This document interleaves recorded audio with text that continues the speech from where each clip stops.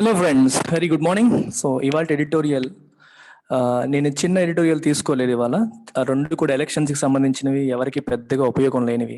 Already మనం మాట్లాడేసాం కూడా elections గురించి. అందుకనే I have taken this editorial which is useful for UPSC and other competitive exams. So before getting into this, I would like to show you this details of UPSC infinity.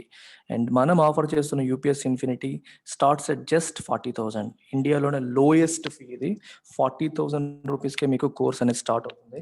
It covers prelims, mains, interview all put together. Except optional, it covers everything. Optional తప్పితే అన్నీ కూడా cover చేస్తుంది.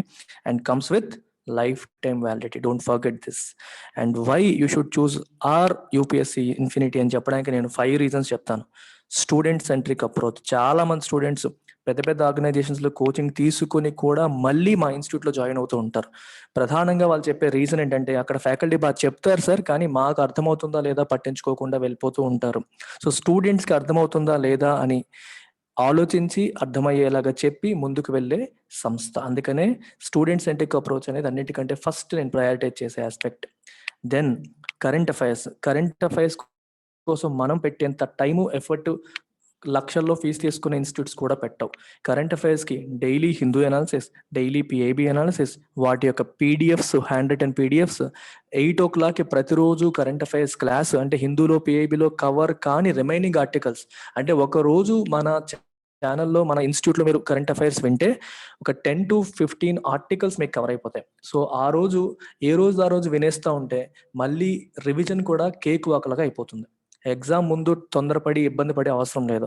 Daily current affairs analysis plus test ఉంటుంది. ఏ రోజుకి ఆ రోజు 10 MCQs test on the app కూడా జరుగుతూ ఉంటుంది.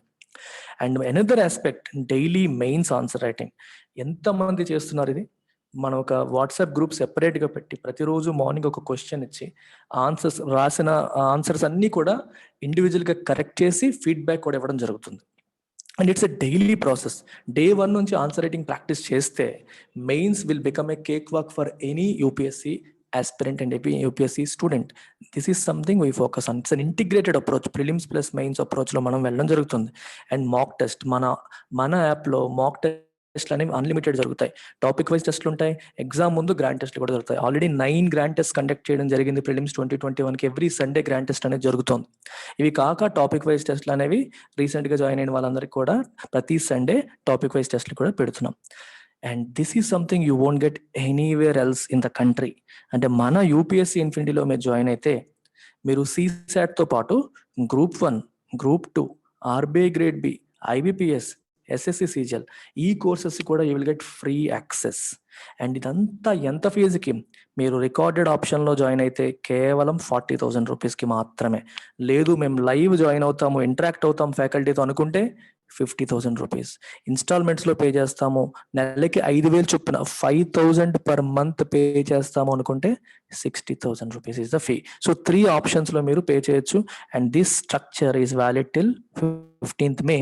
ఈ 60,000 రూపీస్ ప్లాన్ కూడా మీకు 5,000 ఆఫ్ ఉంది. అంటే 55,000కే మీరు అది జాయిన్ అవ్వచ్చు. You can join it at 55,000 rupees only. This is the number you must call to join. ఈ నెంబర్కి కాల్ చేసి ఫర్దర్ డీటెయిల్స్ తీసుకొని కావాలంటే కొన్ని ట్రయల్ క్లాసెస్ విని జాయిన్ కావచ్చు. So let's begin today's editorial without any further delay. So let's look at it. And issue of lives versus livelihoods. ఇది మనం చాలాసార్లు వింటూనే ఉన్నాం. ఏంటి కథ? లైవ్స్ వర్సెస్ లైవ్లీహుడ్స్ అనే కథ ఏంటి? లైవ్స్ అంటే అర్థం ఏంటి? లైవ్లీహుడ్స్ అంటే అర్థం ఏంటి? మీరు ఒకసారి ఆలోచిస్తే లైవ్ అంటే మన ప్రాణాలు అనే సెన్స్లో మనకు వస్తుంది. అండ్ లైవ్లీహుడ్స్ అంటే జీవనాధారం, అంటే బతకడానికి, బతుకు తెరువు అంటాం తెలుగులో. బ్రతుకు తెరువ. ఎందుకు ఈ క్వశ్చన్ వచ్చింది? COVID-19 ఉంది కదా అని చెప్పి లాక్డౌన్ విధించారనుకోండి, ఏమవుతుంది? బతుకు అంటే మన లైఫ్ ప్రొటెక్ట్ అవుతుంది, ఎవరి ఇళ్ళలో అలా ఉండడం అవుతుంది, సేఫ్టీ పెరుగుతుంది. సో నెంబర్ ఆఫ్ కేసెస్ తగ్గే అవకాశం ఉంటుంది, ప్రాణాలకి రక్షణ కలుగుతుంది. కానీ ఎవరిళ్ళల్లో వాళ్ళు కూర్చుంటే బతుకు తెరువు ఎలా, లైవ్లీహుడ్ ఎలా? అందుకే it's an issue of lives versus livelihood. Livelihood కావాలి అంటే పనికి వెళ్ళాలి, పనికి వెళ్ళాలంటే ఇంట్లో కూర్చోకూడదు, అందరూ బయట ఉండాలి, అందరూ బయట ఉంటే లైఫ్ రిస్క్, లైఫ్ రిస్క్ కాకూడదు అనుకుంటే లైవ్లీహుడ్ రిస్క్. బతుకు తెరవ అనే ఇష్యూ 2020లో మనం చూసాం, మళ్ళీ ఇప్పుడు 2021లో కూడా చూస్తున్నాం, COVID-19 సెకండ్ వేవ్ పుణ్యమా అని. That the situation faced by India's migrants are not a matter of concern in policy making is quite apparent. ఈ మీనింగ్ చూడండి, దట్ ఏదైతే ఏంటది, the situations faced by India's migrants, India యొక్క migrants అంటే వలసకి ఎవరైతే వెళ్తున్నారో, వలసకి వెళ్తున్న వాళ్ళ యొక్క సిచ్యువేషన్, వాళ్ళు ఫేస్ చేస్తున్న సిచ్యువేషన్స్ ఏవైతే ఉన్నాయో are not a matter of concern in policy making. Policy making చేసినప్పుడు, ప్రభుత్వ విధానాలని, ప్రభుత్వం పాలసీస్ ని తయారు చేసేటప్పుడు మైగ్రెంట్స్ పరిస్థితి ఏంటి, మైగ్రెంట్స్ యొక్క సిచ్యువేషన్ ఏంటి అని ప్రభుత్వం ఆలోచించట్లేదు అనే విషయం, దట్టనే చూసారా, ఆలోచించట్లేదు అనే విషయం ఈస్ క్వైట్ అపరెంట్. అపరెంట్ అంటే విజిబుల్, ఆబ్వియస్, కనిపించేస్తుంది బయటకి. ప్రభుత్వం ఏ పాలసీ తీసుకున్నా, ఏ నిర్ణయం తీసుకున్నా, it is not worried about the situations or the consequences that are going to be faced by these migrant laborers అనేది ఇక్కడ ఇంపార్టెంట్ పాయింట్.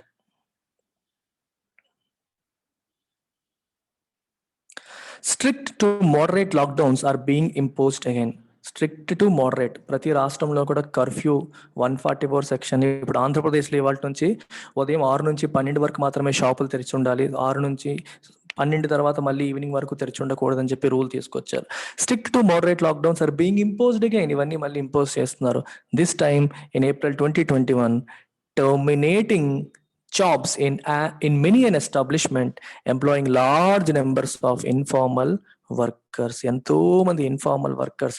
ఇన్ఫార్మల్ అంటే ప్రభుత్వం యొక్క ట్యాక్స్ బ్రాకెట్ లో లేని వాళ్ళు, గవర్నమెంట్ కి ఇన్కమ్ ట్యాక్స్ పే చేయని వాళ్ళు, డైలీ లేబరర్స్, వేజ్ తీసుకునే వాళ్ళు, వాళ్ళకి ఎటువంటి ప్రొటెక్షన్ ఉండదు, ఎటువంటి ఎంప్లాయీ ప్రావిడెంట్ ఫండ్ ఉండదు, శాలరీస్ ఉండవు, ట్యాక్స్ బ్రాకెట్ లో ఉండరు, గవర్నమెంట్ కి వాళ్ళు వర్క్ చేస్తున్నట్టు అఫీషియల్ రికగ్నిషన్ కూడా ఉండదు. అలాంటి వాళ్ళు మనం ఇన్ఫార్మల్ వర్కర్స్ అంటాం. ఇలా many large number of informal workers employ చేస్తున్న మెనీ ఎస్టాబ్లిష్మెంట్స్ లో టెర్మినేషన్ జరుగుతుంది, అంటే జాబ్స్ టెర్మినేట్ చేస్తున్నారు. ఎందుకు? COVID-19 వల్ల మీరు గవర్నమెంట్ రెస్ట్రిక్షన్స్ పెట్టి మీరు ఇండస్ట్రీ మూయాలన్నా, షాప్ మూయాలన్నా, కన్స్ట్రక్షన్ యాక్టివిటీ కంటిన్యూ చేయకూడదు. జనరల్ గా ఈ లేబరర్స్ అందరూ ఎక్కడ ఎందులో పనిచేస్తారు? కన్స్ట్రక్షన్ యాక్టివిటీస్ లో పనిచేస్తారు, రూరల్ నుంచి వచ్చి. అక్కడ మరి మూసేయాలి అంటే మరి ఏం చేయాలి? వాళ్ళు ఖచ్చితంగా అక్కడ నుంచి ఊర్లోకి వెళ్ళిపోవాలి. సో వాళ్ళ జాబ్లు అనేవి పోతాయి. Of those employed in the informal category, large numbers include migrants who face, like they did in March, April 2020, a bleak future with job losses, loss of rented accommodations, a lack of sustainable income, and savings to ensure food, transportation back to villages, or any other emergency, including falling victim to COVID-19. ఈ informal sector లో పనిచేస్తున్న workers ఎవరైతే ఉన్నారో వీళ్ళలో చాలా మంది migrants, అంటే వలస వచ్చిన వాళ్ళు, అంటే పల్లెటూర్ల నుండి సిటీకి పొట్టకూటి కోసం, బతుకు తెరువు కోసం, పొట్టకూటి కోసం వచ్చిన వాళ్ళు చాలా మంది. సో వీళ్ళలో చాలా మంది ఇప్పుడు ఎటువంటి ఫ్యూచర్ ని చూడబోతున్నారు? Bleak future. They are going to see bleak future. Bleak అంటే గ్రిమ్, అంటే హోప్లెస్, ఒక హోప్ లేని, హోప్ ఇవ్వని ఫ్యూచర్ ని వాళ్ళు they are staring at it. Job losses ఒక పక్క, లాస్ ఆఫ్ రెంటెడ్ అకామిడేషన్ ఇంకో పక్క. ఆల్రెడీ ఒక చోట ఇల్లు తీసుకొని రెంట్ ఉంటారు, అది కూడా ఖాళీ చేసి ఇప్పుడు వెళ్ళిపోవాలి. Lack of sustainable income. ఏమవుతుంది? సస్టైనబుల్ అంటే something that is able to be maintain అవ్వగలిగేది సస్టైనబుల్ ఇన్కమ్.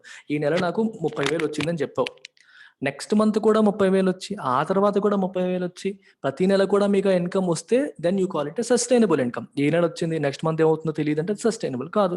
ఇప్పుడు వర్క్ 6 నెలల కోసం కాంట్రాక్ట్ కోసం వచ్చి పనిచేస్తారు అనుకోండి, రోజు పనిచేస్తారు, వర్క్ వస్తుంది అంటే that income is sustainable at least for the period of 6 months.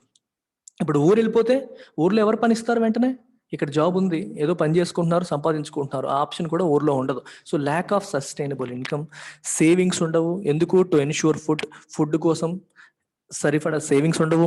Transportation back to villages, మళ్ళీ ఊరికి ఇప్పుడు ట్రాన్స్పోర్టేషన్ మళ్ళీ ప్రయాణం చేయాలి, దానికోసం ఖర్చులు అవుతాయి. And any other emergency including falling victim to COVID-19, ఈ ప్రాసెస్లో సిటీస్ నుంచి ఊరికి వెళ్ళే ప్రాసెస్లో ట్రైన్లోనో ఎక్కడో మళ్ళీ COVID-19 కాంట్రాక్ట్ చేసే అవకాశం కూడా ఉంది, సోకే ప్రమాదం కూడా ఉంది. ఇన్ని ప్రాబ్లమ్స్ వీళ్ళ భవిష్యత్తులో వీళ్ళు ఫేస్ చేయబోతున్నారు. అందుకే దీన్ని బ్లీక్ ఫ్యూచర్ అని చెప్పి రాశారు. హోప్లెస్ అని అర్థం.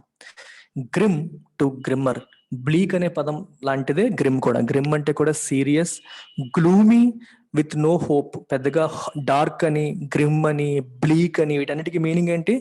గ్లూమీ అని అంటే అంత హోప్ లేనట్టుగా, నిరాశతో నిండిపోయిన ప్రపంచంలోకి వాళ్ళు వెళ్ళిపోతున్నారు. గ్రిమ్ నుంచి గ్రిమ్మర్ అవుతుంది అంటే ఇంకా పరిస్థితి దారుణం అవుతుంది.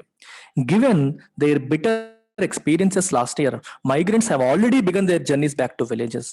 Given their bitter experiences last year వాళ్ళు చేసిన bitter experiences. What is the meaning of bitter? చేదు అనుభవం.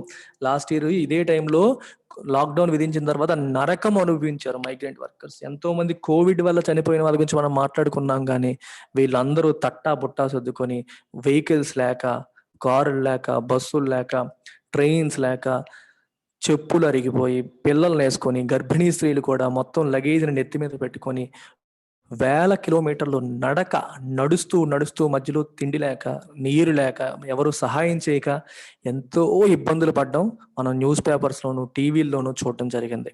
ఎవ్వరు కూడా ఇంత కష్టపడి వాళ్ళ ఊరు చేరితే ఊర్లో కూడా వాళ్ళని దూరం పెట్టడం, ఎక్కడి నుంచో వచ్చారు వాళ్ళకి కోవిడ్ వస్తుందేమోనని చెప్పి నరకం. అందరికంటే ఎక్కువ సఫర్ అయ్యింది లాస్ట్ ఇయర్ COVID-19లో ఎవరు అంటే మైగ్రెంట్ లేబరర్స్. వీళ్ళు ఇలాంటి ఎక్స్పీరియన్సెస్ లాస్ట్ ఇయర్ ఫేస్ చేశారు. అందుకనే మళ్ళీ ఆ లాక్డౌన్ వరకు వెయిట్ చేయడం ఎందుకని, ఇప్పుడే ట్రైన్లు నడుస్తున్నాయి, ఇదే టైంలో ఊరికి వెళ్ళిపోదామని they have already begun their journeys back to villages, paying exorbitant sums. Exorbitant అంటే more than necessary, more than normal గా ఉన్న దానికంటే ఎక్కువ ఛార్జ్ చేస్తే దాన్ని ఎగ్జార్బిటెంట్ అంటారు. ఇప్పుడు ఆక్సిజన్ సిలిండర్స్ నార్మల్ రేటుకి 10 రెట్లు 15 రెట్లు బ్లాక్ మార్కెట్లో అమ్మేస్తున్నాం. ప్రభుత్వాన్ని తిడతాము, అందరినీ తిడతాము, అడ్మినిస్ట్రేషన్ని తిడతాం. మానవత్వం అనేది ఏ కోసానా లేకుండా ప్రాఫిటీరింగ్ చేస్తున్న వ్యాపారులను ఏమనాలి? ఈ టైంలో ఆక్సిజన్ లేక మనుషులు చచ్చిపోతుంటే మన దగ్గర ఉండి కూడా ఇంకోటి ఎక్కువ ఇస్తాను అని చెప్పి మొదట వచ్చి న్యాయంగా ఎంతో కొంత ప్రాఫిట్ తీసుకొని ఇవ్వకుండా 10,000 20,000 30,000 40,000 అమ్ముతున్నారు. రెమెడీస్ ఫర్ బ్లాక్ మార్కెట్లో అమ్ముతున్నారు. ఇన్ని తప్పులు జరుగుతున్నాయి. ఇప్పుడు ఎంత ఛార్జ్ చేస్తున్నారు? దాన్ని ఇట్లా ఎక్స్ట్రా ఛార్జ్ చేయడం ఏమంటాం? Exorbitant some. అంటే నార్మల్ గా ఛార్జ్ చేయాల్సిన దానికంటే ఎక్కువ, something that is way more than what is normal is called exorbitant. ఇట్లాంటి డబ్బులు పే చేసి ఎలాగోలా ఊరికి వెళ్ళిపోతున్నారు. ఎందుకంటే ట్రైన్లో టికెట్ దొరకట్లేదు అనుకోండి, బస్సు ఎక్కువ, కారు ఎక్కువ, ఏదో ఒకటి చేసి ఎక్స్ట్రా పే చేసి మరి ఊరికి వెళ్ళిపోవడం అనేది జరుగుతుంది. Of course no bright prospect awaits them there given the state of rural distress which initially pushed them to seek a better future in the urban areas. ఊర్లోకి వెళ్ళిపోతే జీవితం బాగుంటుందా? No, of course no bright prospects await there. And bright prospect అంటే అర్థమైంది, అక్కడ ఏమైనా మనకి అద్భుతమైన వెలిగిపోతున్న జీవితం వాళ్ళ కోసం వెయిట్ చేస్తుందా? లేదు. అక్కడ వెలిగిపోయే జీవితం ఉండుంటే వాళ్ళు సిటీకి ఎందుకు వచ్చేవాళ్ళు? పల్లెటూళ్ళలో అవకాశాలు లేక, పని చేసే అవకాశం లేకే వాళ్ళు సిటీకి రావాల్సి వచ్చింది. సిటీకి వచ్చి పొట్ట చేత పట్టుకొని సిటీకి వచ్చి పని చేసుకుంటున్నారు. ఇప్పుడు ఎక్కడ తంతే మళ్ళీ ఎక్కడ ప్రాబ్లం ఫేస్ చేసి మళ్ళీ ఊరు వెళ్ళే పరిస్థితికి వస్తున్నారు. అక్కడ కూడా బ్లీక్ ఫ్యూచర్. వెళ్ళగానే అక్కడ ఉపాధి అవకాశాలు ఉంటాయన్న గ్యారంటీ లేదు, వీళ్ళకి పొలం ఉండదు. వ్యవసాయంలో పనిచేయాలంటే ఆల్రెడీ చాలా మంది ఉంటారు. MNREGA, Mahatma Gandhi national rural employment guarantee act కింద అలాట్మెంట్ వస్తుందంటే ఆల్రెడీ చాలా మంది దాంట్లో అలాట్మెంట్ తీసుకుని ఉన్నారు. ఎంతమందికి కొత్తగా ఇస్తారనేది మన చేతిలో లేదు. అక్కడ ఏ పని దొరుకుతుందో కూడా గ్యారంటీ లేదు. Awaits them there given the state of rural distress which initially pushed them to seek a better future in the urban areas. Rural areas లో డిస్ట్రెస్ ఉండడం వల్లే, అవకాశాలు లేకపోవడం వల్లే, పరిస్థితులు బాగలేకపోవడం వల్లే వాళ్ళు సిటీకి వచ్చారు కదా, మళ్ళీ అక్కడికి వెళ్తే బ్రైట్ ఫ్యూచర్ ఉంటుందని ఏ రకంగా ఎక్స్పెక్ట్ చేస్తాం? నార్ do they expect new job opportunities especially under shrinking National Rural Employment Guarantee Act allotments by the government. ఇదే మీకు ఇప్పుడు చెప్పాను. మన్రేగా కూడా అలాట్మెంట్స్ గవర్నమెంట్ తగ్గించుకుంటూ వచ్చింది. లాస్ట్ ఇయర్ పెంచింది, మళ్ళీ తగ్గించుకుంటూ వచ్చేసింది. సో దాంట్లో కూడా వీళ్ళకి Mahatma Gandhi national rural employment guarantee ఉపాధి హామీ పథకంలో కూడా వాళ్ళకి అవకాశాలు వచ్చే అవకాశాలు పెద్దగా కనిపించట్లేదు. The continuing exodus unofficially records figures upward of 4 lakh between April 1st to 12th, while the Central Railways sent back 4.7 lakh migrants, all from Maharashtra, over the last few weeks. గత కొన్ని వారాలుగా 4 లక్షల మంది వెస్టర్న్ రైల్వే ద్వారా, central railway ద్వారా 4.7 lakh migrants Maharashtra నుంచే వెళ్ళడం అనేది జరిగింది. ఎక్సోడస్ అంటే లార్జ్ స్కేల్, ఎక్కువ మంది ఒకేసారి గుంపుగా ఒక ప్రాంతం నుంచి బయటకు వెళ్ళడాన్ని ఎక్సోడస్ అంటారు. Large scale leaving of a group of people from a place is called exodus. Such journeys will be recorded in history as those of destitution, offering no prospects of a better state. ఇలాంటి journeys హిస్టరీలో ఏమని record చేయబడతాయి? They will be recorded as cases of destitution. Destitution అంటే కటిక దారిద్రం, కటిక పేదరికం, తినడానికి తిండి కూడా పెట్టుకోలేనంత పేదరికాన్ని మనం డెస్టిట్యూషన్ అంటాం. అలా డెస్టిట్యూషన్ కింద రికార్డ్ అవుతాయి. ఎందుకంటే వెళ్ళిన తర్వాత వీళ్ళకి బతకడానికి అవకాశాలు లేవు, తినడానికి తినడానికి కూడా సరిపడా మనీ లేని పరిస్థితులు వాళ్ళు చూడబోతున్నారు. Offering no prospects for a better state. Prospects అంటే అవకాశాలు, ఛాన్సెస్ ఏమాత్రం కూడా కనిపించట్లేదు. With multiple issues of serious sufferings on account of, అంటే డ్యూ టు COVID-19 వల్ల ఈ సీరియస్ సఫరింగ్స్ వీళ్ళు ఫేస్ చేస్తున్నారు.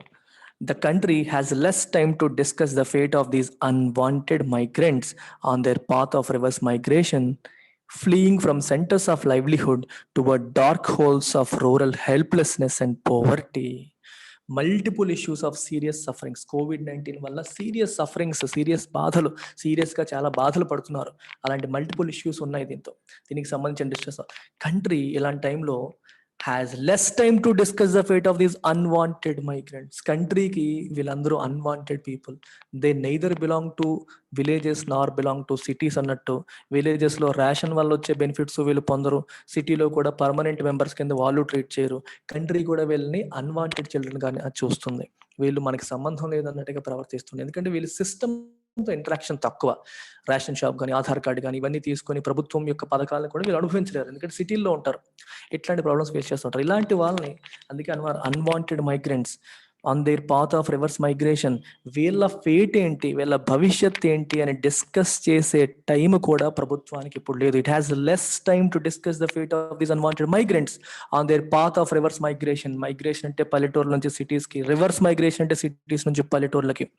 ఫ్లీయింగ్ అంటే విడిచి వెళ్ళిపోవడం, ఒక ప్లేస్ని విడిచి వెళ్ళిపోవడాన్ని మనం ఫ్లీయింగ్ అంటాం. ఫ్రమ్ సెంటర్స్ ఆఫ్ లైవ్లీహుడ్, బతుకు తెరువునిచ్చే ప్రాంతాల నుంచి, towards dark holes of rural helplessness and poverty. Dark whole, dark అంటే హోప్లెస్నెస్ ని ఇండికేట్ చేస్తుంది. బ్లీక్, డార్క్, గ్రిమ్, గ్లూమీ ఇవన్నీ కూడా చీకటి అంటే హోప్లెస్నెస్ ని ఇండికేట్ చేస్తాయి. అలాంటి రూరల్ హెల్ప్లెస్నెస్ లోకి, పోవర్టీలోకి వీళ్ళు వెళ్తున్నారు. సెంటర్స్ ఆఫ్ లైవ్లీహుడ్ నుంచి పోవర్టీలోకి అడుగులు వేస్తున్నారు. వీళ్ళ గురించి ఆలోచించేంత టైం, వీళ్ళ భవిష్యత్తు ఏంటని ఆలోచించేంత టైం గవర్నమెంట్కి లేదు.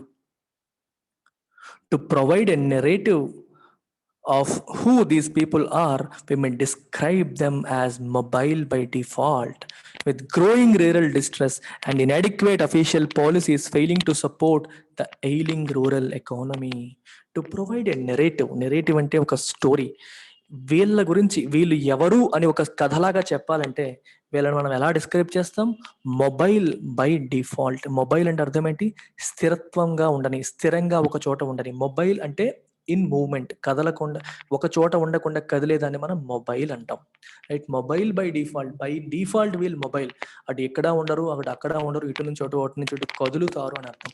ఎందుకు? With growing rural distress, rural ఎకానమీలో ఉన్న డిస్ట్రెస్ వల్ల, రూరల్ ఎకానమీ వల్ల, ఇబ్బంది వల్ల, ట్రబుల్ వల్ల వాళ్ళు ఇక్కడి నుంచి అక్కడికి మూవ్ అవ్వాల్సి వచ్చింది.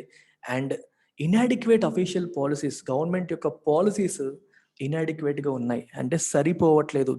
దేనికి? Failing to support the ailing rural economy. Ailing అంటే సఫర్ అవుతున్న, బాధపడుతున్న, వ్యాధిగ్రస్తమైన.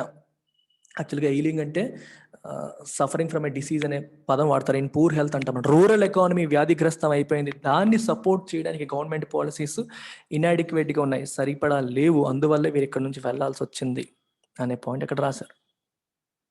Providing a mirror image of the previous tragedy in 2020, this unwanted trek back to where they came from provides them no future worth mentioning.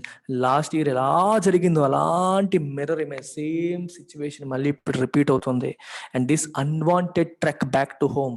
Trek అంటే నడక, ప్రయాణం అనమాట. Trekking అంటారు చూడండి, కొండ ప్రాంతాలకి ఒక ప్రయాణం, ఇక్కడ నుంచి అక్కడి వరకు నడుచుకుంటూ వెళ్ళడం. ఈ అన్వాంటెడ్ ఎందుకంటే వాళ్ళు కోరుకోనిది, వాళ్ళు కావాలని చేస్తున్నది కాదు. వాంటెడ్ గా వెళ్ళట్లేదు, ఊరికి తప్పక వెళ్తున్నారు. Okay, to where they came from, ఎక్కడి నుంచి వచ్చారో అక్కడికే మళ్ళీ చేసే ప్రయాణం. It provides them no future worth mentioning. మనం చెప్పుకోదగ్గ భవిష్యత్తుని ఆ ప్రయాణం వాళ్ళకి ప్రొవైడ్ చేయబోదు. అంటే అలాంటిది ఏమీ లేదు, అక్కడ ఆపర్చునిటీస్ లేవు. ఇక్కడ ఉండలేక వెళ్ళడమే తప్పితే there is no other opportunity in the rural area. The conditions faced by these workers under a curfew to lockdown status include the immediate termination of their livelihoods in terms of jobs, access to accommodation, and near insolvency. Insolvency అంటే చేతుల్లో పూర్తిగా డబ్బులు లేకపోవడం. గుర్తుపెట్టుకోండి, 2 words, insolvency and bankruptcy. టెంపరీగా మన చేతుల్లో పూర్తిగా డబ్బులు లేకపోవడం అంటే మనకి అద్దె కట్టుకోవడానికి. ఇప్పుడు ప్రాబ్లం ఏంటి, ఫస్ట్ టెర్మినేషన్ పోతుంది. టెర్మినేషన్ పోతే జాబ్ పోతుంది. టెర్మినేషన్ ఆఫ్ జాబ్స్, జాబ్ పోయినప్పుడు ఏమవుతుంది, చేతికి డబ్బులు రావు. డబ్బులు రాకపోతే ఇమీడియట్గా ఏమవుతుంది, అద్దె కట్టలేరు. అద్దె కట్టకపోతే ఏమవుతారు, ఖాళీ చేయిస్తారు. ఖాళీ చేయిస్తే loss of rented accommodation. Accommodation పోయింది, అద్దె కట్టలేకపోయారు, చేతిలో డబ్బులు లేవు. సో ఇన్సాల్వెన్సీ కూడా, మనీ లేకపోవడం, అవసరమైనవి కూడా పే చేయలేని పరిస్థితిని ఇన్సాల్వెన్సీ అని చెప్పి అంటారు. అలాంటి పరిస్థితికి వాళ్ళు ఈ కర్ఫ్యూ టు లాక్డౌన్ స్టేటస్ వల్ల రాబోతున్నారు. That the situations faced by migrants are not a matter of concern in policy making is quite apparent. ఇది ఆల్రెడీ చదివాం మనం, రైట్? ఫస్ట్ లైన్ చదివాం కదా. పాలసీ మేకర్స్ కి, గవర్నమెంట్ విధానాలు తయారు చేసే వాళ్ళకి వీళ్ళ సిచ్యువేషన్స్ అనేవి అసలు విషయాలే కాదు. Are not a matter of concern అనేది క్వైట్ అపరెంట్ కనిపిస్తుంది. ప్రభుత్వం వీళ్ళ గురించి పట్టించుకునే పరిస్థితులు లేదు. There has been no attempt to have an official estimate of such flows. అసలు ఎంతమంది ఇలా ఊర్ల నుంచి, సిటీస్ నుంచి ఊర్లోకి వెళ్తున్నారని ఎస్టిమేట్ చేసే ప్రయత్నం కూడా జరగట్లేదు. Either incoming or reverse. అసలు లోపలికి వస్తున్న వాళ్ళు ఎంతమంది, లేదా తిరిగి వెళ్తున్న వాళ్ళు ఎంతమంది, విలేజెస్ నుండి సిటీస్కి వచ్చే వాళ్ళు ఎంతమంది, తిరిగి వెళ్తున్న వాళ్ళు ఎంతమంది అనే ఫ్లోని ఎస్టిమేట్ కూడా చేయట్లేదు. Nor has any thought going by official announcement been made visible to redress the miseries that await the returning migrants. ఇప్పుడు వెనక్కి వస్తున్న మైగ్రెంట్స్ ఫేస్ చేయబోతున్న వాళ్ళ కోసం ఎదురు చూస్తున్న మిజరీస్ అంటే బాధలు, కష్టాల్ని రిడ్రెస్ చేయడం అంటే అడ్రస్ చేయడం, రిజాల్వ్ చేయడానికి ప్రభుత్వం ఏదైనా యాక్షన్ తీసుకున్నట్టుగా కూడా ఏమీ కనిపించట్లేదు. ఏ అనౌన్స్మెంట్లు మనం చూడలేదు. The recent official announcement of free ration of 5 kg cereals to 80 crore families is the only SOP visible so far. 80 కోట్ల కుటుంబాలకి 5 kg చొప్పున సిరియల్స్ ఫ్రీ రేషన్ ఇస్తామని చెప్పిన గవర్నమెంట్ అనౌన్స్మెంట్ ఒక్కటే ఈ దిశగా కనిపిస్తున్న అనౌన్స్మెంట్. సాప్ అని చెప్పి అంటున్నారు. ఇది తప్పితే ఇంకా ఏమీ లేవు. సాప్ అంటే హెల్ప్ అనమాట, something of little importance or value that is offered to help. అంటే ఇప్పుడు కష్టాల్లో ఉన్న వాళ్ళకి సహాయం చేసే చిన్న సాయం. అది సరిపోతుందా అంటే సరిపోదు, కానీ వీళ్ళకి ఏదో ఒకటి చేసాము అనిపించుకోవడానికి చేస్తున్న చిన్న సాయాన్ని ఇక్కడ సాప్ అని చెప్పి అంటున్నారు. Questions for the state. మరి ప్రభుత్వానికి సంధిస్తున్న కొన్ని ప్రశ్నలు అని తీసుకోవచ్చు. క్వశ్చన్స్ అబౌండ్, క్వశ్చన్స్ చాలా ఉన్నాయి. It may not be too far fetched to ask if this measure of using lockdowns and curfews to save lives also simultaneously take away the means of livelihood for the rootless and roofless migrants. It may not be too far-fetched. అంటే ఇలా అడగడం far fetched ఏమీ కాదు. Far fetched అంటే బాగా సాగదీసి, అంటే ఎక్కువ ఆలోచించేసి. చూడండి, ఫార్ ఫెచ్డ్ ఇమాజినేషన్ అంటాం. ఏదైనా చెప్తే నువ్వు ఎక్కువ ఆలోచిస్తున్నావు, you have a far fetched thinking అంటారు. అర్థమవుతుందా? చాలా ఎక్కువ ఆలోచించేసి ఇంప్రోబబుల్ అని అర్థం అనమాట. అది రియాలిటీకి దూరంగా ఆలోచిస్తున్నావు, చాలా ఎక్కువ ఆలోచించేస్తున్నావు అంటాం చూడండి, అలాగా. అది ఇలా అడగడం. It may not be far fetch to ask అంటే it may not be improbable to ask. ఇలా అడగడం అనేది అన్రియలిస్టిక్ ఏమీ కాదు. ఏమని?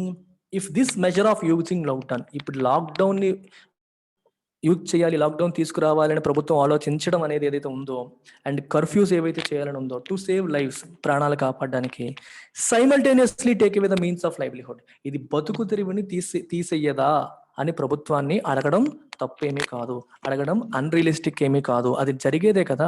ఇప్పుడు లాక్డౌన్తో ప్రజల ప్రాణాలు కాపాడాలి అనుకుంటే సైమల్టేనియస్గా అది బతుకు తెరువుని కూడా తీసేస్తుంది. ఎవరికి? ఫర్ దీస్ రూట్లెస్ అండ్ రూఫ్లెస్, అంటే వేరు, రూట్ అంటే వేరు కదా, రూట్ లేదు, రూఫ్ లేదు, పైన పైకప్పు లేదు, అంటే ఒక ఇల్లు లేదు, ఒక ఆధారం లేదని చెప్పడానికి ఇది రాశారు ఇట్లాంటి మైగ్రెంట్స్కి. ఇఫ్ సో, ఒకవేళ అలా అయితే what are the measures the state has offered even to redress to some degree of their sufferings? ఇప్పుడు నిజంగానే ఈ లైఫ్స్ కాపాడడం కోసం ప్రభుత్వం చేస్తున్న చర్యల వల్ల లైవ్లీహుడ్స్ పోతాయనే విషయాన్ని ప్రభుత్వం ఒప్పుకుంటే, మరి ఈ ప్రాబ్లమ్ని సాల్వ్ చేయడానికి ప్రభుత్వం తీసుకుంటున్న చర్యలు ఏంటి? రిడ్రెస్ అంటే ఆ ప్రాబ్లమ్ని రిజాల్వ్ చేయడానికి ప్రభుత్వం తీసుకుంటున్న అట్లీస్ట్ కొంతవరకైనా ఈ సఫరింగ్స్ ని ఆపడానికి ప్రభుత్వం తీసుకుంటున్న చర్యలు ఏమిటి? Would it not have been more fair to provide for some short term relief for those workers and their families not wanted anymore in the urban areas? చెప్పండి, would it not have been more fair? ఇట్లాంటి వాళ్ళకి urban areas లో వీళ్ళని కోరుకోవట్లేదు, not wanted anymore, urban areas లో వీళ్ళ అవసరం లేదు, సో వీళ్ళు రూరల్ ఏరియాస్కి వెళ్ళిపోతారు, వీళ్ళకి ఒక షార్ట్ టర్మ్ రిలీఫ్ ప్రొవైడ్ చేయమని అడగడం, షార్ట్ టర్మ్ రిలీఫ్ ప్రొవైడ్ చేయమని కోరుకోవడం ఫెయిర్ కాదా? అది న్యాయం కాదా? న్యాయమే కదా, ఇబ్బంది పడబోతున్నారు, సో వీళ్ళకి రిలీఫ్, ఉపశమనం కల్పించే చర్యలు ప్రభుత్వం తీసుకోవాలని కోరుకోవడం తప్పేమీ కాదు కదా. One can count the impact on urban centres. In fact వీళ్ళు వెళ్ళిపోవడం అనేది అర్బన్ సెంటర్స్కి కూడా నష్టమే కలుగుతుంది, ప్రభావం చూపిస్తుంది. ఎందుకంటే రూరల్ ఏరియాస్ నుంచి వీళ్ళు వచ్చి తక్కువ ధరకే, అంటే తక్కువ వేజెస్కి, తక్కువకే ఎక్కువ పని చేసి పెడుతూ ఉంటారు. The flow provided reserve army of cheap labour waiting to be hired at wages which often could dip lower than statutory minimum. చట్ట ప్రకారం వీళ్ళు ఆఫర్ చేయాల్సిన మినిమం వేజెస్ కంటే కూడా తక్కువ వేజెస్కి కూడా, తక్కువ డైలీ వేజెస్కి, కూలీలకు కూడా పనిచేయడానికి వీళ్ళు రెడీగా ఉంటారు. ఊర్లో అది కూడా దక్కట్లేదు, ఇక్కడ ఏదొస్తే చాలు అని చెప్పి వాళ్ళు రెడీగా ఉంటారు. సో కాబట్టి అర్బన్ ఏరియాస్లో కన్స్ట్రక్షన్ యాక్టివిటీస్ చేసే వాళ్ళు, ఇండస్ట్రీలు నడిపే వాళ్ళకి ఒక రకమైన చీప్ లేబర్ దొరికేస్తుంది, తక్కువ ధరకే లభించేస్తుంది. Especially after meeting the demands of mediating contractor. జనరల్గా వీళ్ళందరికీ ఒక లేబర్ మేస్త్రి ఉంటాడు, ఒక కాంట్రాక్టర్ ఉంటాడు. కాంట్రాక్టర్ బాగా పాకెట్ చేసుకుంటాడు, మీకు తక్కువ ధరకి మీకు తెప్పించేస్తాను, నాకేమిస్తానని అంటాడు. అతన్ని చక్కగా మేనేజ్ చేసుకుంటే చాలు, వీళ్ళందరినీ అక్కడ అప్పచెప్పేయచ్చు, వీళ్ళకి తక్కువే వస్తాయి. కానీ contractor will pocket huge amount of money who arrange for migration from villages నుంచి ఎవరైతే వీళ్ళని అరేంజ్ చేశాడో ఆ కాంట్రాక్టర్ యొక్క డిమాండ్స్ మనం మీట్ అయితే చాలు, అర్బన్ ఏరియాస్ వాళ్ళకి తక్కువ ఖర్చుతోనే దొరికేస్తారు. With the formal organised industry employing as many as 1/2 or more of employees with casual or informal status, it proved rather opportune for enterprises in factories and construction sites and other labor intensive activities to make use of these migrants in their cost cutting exercises. చూడండి, యాక్చువల్గా ఇప్పుడు ఈ formal అంటే what is the meaning of formal అంటే గవర్నమెంట్కి tax కడుతూ, government సిస్టంలో ఉంటూ, రిజిస్ట్రేషన్ చేస్తూ ఉన్నదాన్ని మనం ఫార్మల్ సిస్టమ్ అని చెప్పి అంటాం, రైట్. ఈ ఉన్న చాలా ఆర్గనైజేషన్స్ అందులో వాళ్ళ ఎంప్లాయీస్లో more than 50% మెంబర్స్ని క్యాజువల్ లేబర్స్ ఆర్ ఇన్ఫార్మల్ వర్కర్స్ని తీసుకుంటున్నారు. వాళ్ళ అఫీషియల్ రికార్డ్స్లో మెయింటైన్ చేయరు, వాళ్ళకి ఎంప్లాయీ స్టేటస్ ఎవరు, లీగల్ స్టేటస్ అనేది ఉండదు. సో దానివల్ల వాళ్ళకి ఏమవుతుంది, ఇట్ ప్రూవ్డ్ రేదర్ ఆపర్చ్యూన్, అంటే కన్వీనియంట్. ఎందుకంటే వీళ్ళకి ఎక్కువ శాలరీస్ ఇవ్వక్కలేదు, తక్కువ శాలరీతో వాళ్ళకి పని అయిపోతుంది. ఆపర్చ్యూన్ అంటే అర్థం ఏంటంటే కన్వీనియంట్ అని అక్కడ. For enterprises in factories and construction sites and other labour intensive activities, అంటే ఎక్కువ మంది లేబర్తో పనిచేసే యాక్టివిటీస్లో to make use of these migrants in their cost cutting exercises. వాళ్ళ కాస్ట్ కటింగ్ ఎక్సర్సైజెస్ లో వీళ్ళని వాడుకోవడం అనేది వాళ్ళకి చాలా కన్వీనియంట్ అని చెప్పి చెప్తున్నారు.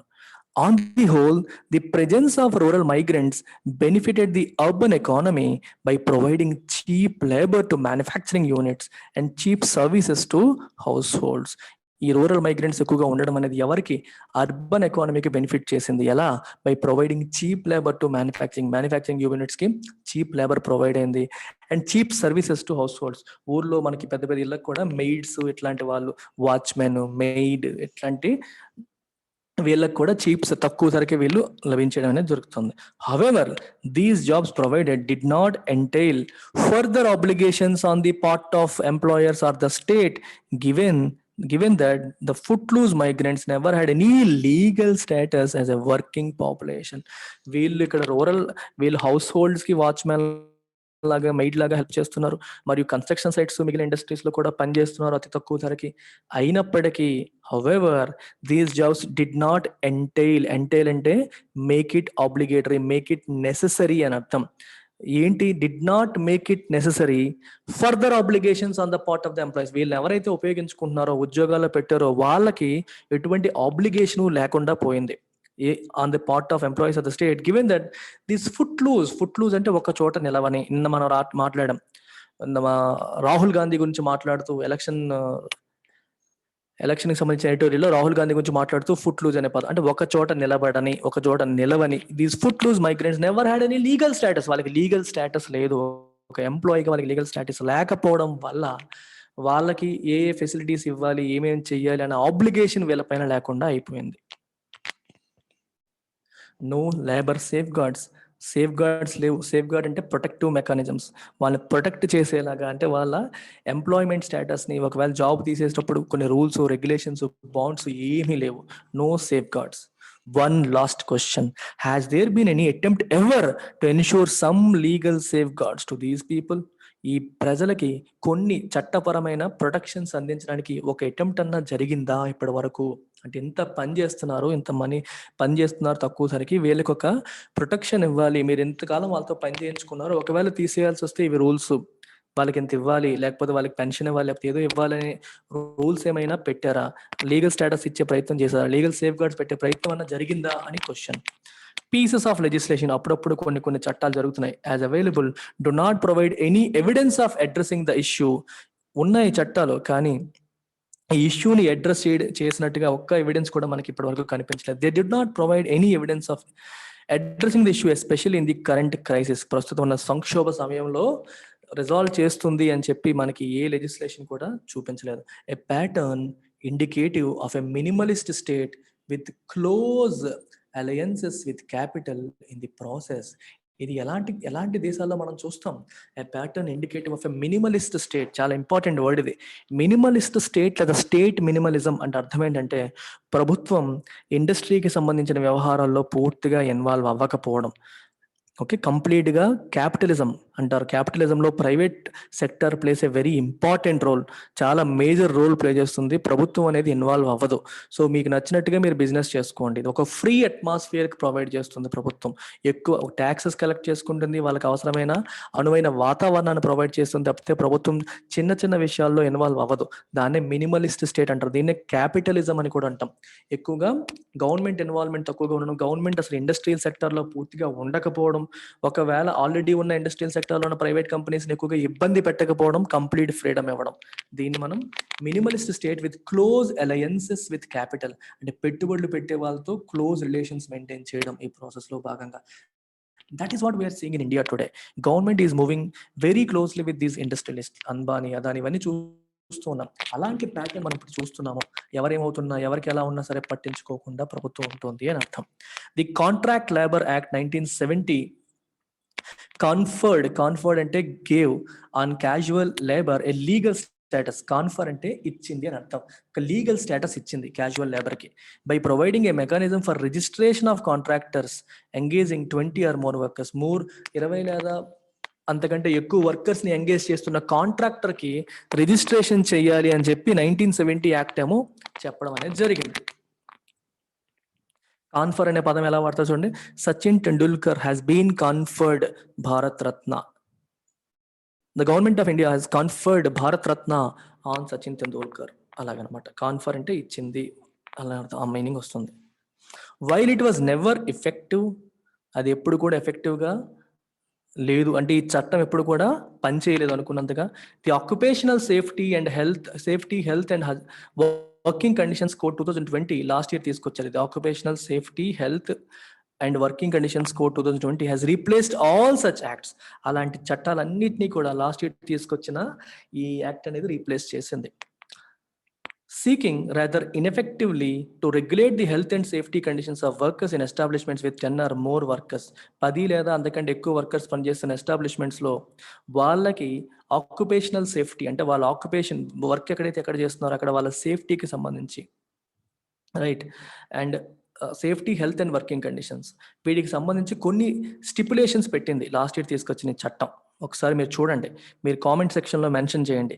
Occupational safety, health and working conditions code 2020 తీసుకొచ్చిన ప్రొవిజన్స్, ఎస్పెషల్లీ ఇంపార్టెంట్ ప్రొవిజన్స్ ఏంటి? UPSC aspirants please mention them in the comment section. The code has replaced 13 prevailing labour laws. అంతకు ముందున్న 13 ప్రివైలింగ్ అంటే అప్పటికి ఉన్న లేబర్ లాస్ని రీప్లేస్ చేసి ఈ కోడ్ని తీసుకురావడం అనేది జరిగింది లాస్ట్ ఇయర్. ఇది కూడా కోవిడ్ టైంలోనే తీసుకొచ్చారు. మనకి గుర్తుంటే మీకు last year important bills, industrial code తీసుకొచ్చారు, ఇలాంటి ఆక్యుపేషనల్ సేఫ్టీ కోడ్ తీసుకొచ్చారు, అలాగే మీకు తెలిసిందే ఫార్మర్ అగ్రికల్చరల్ బిల్స్ తీసుకొచ్చారు. ఇవన్నీ కూడా లాస్ట్ ఇయర్ వచ్చినాయి అనమాట. One can raise questions as to what happened to the various laws still operative. ఇప్పటికే ఉన్న చట్టాలు చాలా ఉన్నాయి, కానీ ఏమైపోయింది ఈ చట్టాలకి అని వన్ కెన్ రైజ్ క్వశ్చన్స్, మనం ప్రశ్నలు లేవనెత్తవచ్చు. అంటే ఆల్రెడీ చాలా చట్టాలు ఉన్నాయి, కానీ అవి ఎంత ఎఫెక్టివ్గా పనిచేస్తున్నాయి, ఇంప్లిమెంట్ అవ్వట్. It is thus more than obvious that none of the so-called corrective measures was of any significance in relation to what the migrants have been experiencing today, since partial or total lockdowns have been imposed over the last few weeks. ఇన్ని చట్టాలు ఉన్నాయే, కానీ ఏ చట్టం అన్నా వీళ్ళని కాపాడగలుగుతుందా? కాపాడలేకపోతుంది. So it is thus more than obvious. So obvious అంటే క్లియర్లీ సీన్. సో మనకి కాబట్టి క్లియర్ గా కనిపిస్తుంది ఏమని, that none of the so called corrective measures, అంటే వీళ్ళ ప్రాబ్లమ్ ని రిజాల్వ్ చేయడానికి, కరెక్ట్ చేయడానికి ప్రభుత్వం తీసుకోవాలనుకుంటున్న ఈ చర్యలు ఏ చర్య కూడా was of any significance, important గా అంటే సిగ్నిఫికెంట్ గా ఎఫెక్టివ్ గా పని చెయ్యట్లేదు in relation to what the migrants have been experiencing. Migrants ఏదైతే ఈ రోజు అనుభవిస్తున్నారో, విత్ రెస్పెక్ట్ టు దట్ ప్రభుత్వం తీసుకుంటున్న ఏ చర్య కూడా పని చేయట్లేదు.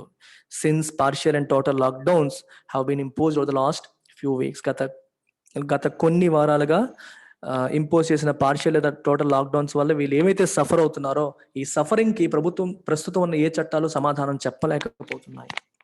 Can we justify the situation as a step to save lives when it does not work for large sections of migrant people who also experience a loss of their livelihoods at the same time? చెప్పండి, ఇప్పుడు large section of migrants, చాలా ఎక్కువ మంది migrants వాళ్ళ లైవ్లీహుడ్ని, వాళ్ళ జీవనాధారాన్ని కోల్పోబోతున్నారు. ఇలాంటి టైంలో ప్రభుత్వం తీసుకుంటున్న లాక్డౌన్ లేదా కర్ఫ్యూ అనే యాక్షన్ దేనికోసం? టు సేవ్ లైవ్స్, ప్రాణాలు కాపాడడానికి తీసుకుంటున్న ఈ చర్యని మనం justify చెయ్యగలమా? Could there be some safeguards for such people before sending them off to such a bleak future? Okay, తప్పదు, మరి కోవిడ్ నుంచి ఎలా రక్షించుకోవాలనే క్వశ్చన్ వస్తే తప్పదు అనుకుంటే వీళ్ళకి మనం సేఫ్ గార్డ్స్ ఎన్షూర్ చేయలేమా? వాళ్ళకి కొంచెం ప్రొటెక్షన్ ప్రభుత్వం అందించలేదా? అది అందించి కదా మనం ఈ పని చేయాలి. ప్రస్తుతం ప్రాణాలు కాపాడాలని చెప్పి వీళ్ళ జీవనాధారాన్ని, వీళ్ళ బతుకు తెరువును లాక్కోవడం ఎంతవరకు కరెక్ట్ అని చెప్పొస్తుంది.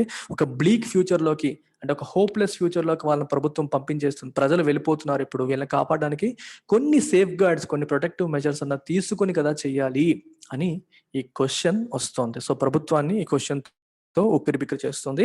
This lady called Sunanda Sen, who is a former professor of economics at Jawaharlal Nehru University. That's about it. And those who are interested in improving their English, you can call this number 7893899553. We call it English Infinity. This course comes with lifetime validity. వారానికి 3 లేదా 4 classes జరుగుతాయి, సాయంత్రం 7 నుంచి 10 వరకు. Bank exams prepare అయ్యే వాళ్ళు, SSC CGL prepare అయ్యే వాళ్ళు, యూపీఎస్సి సీసాట్ ప్రిపేర్ అయ్యే వాళ్ళు, వీళ్ళందరికీ కూడా ఇది హెల్ప్ చేస్తుంది. Right, you can join this course. Take care, bye.